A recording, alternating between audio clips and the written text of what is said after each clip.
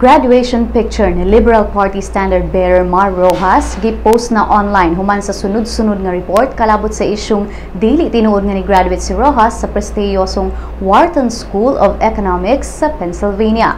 Ang hulagway gipost ni Carlos Celdran, volunteer ni Roxas ug Vice Presidential Leni Robredo.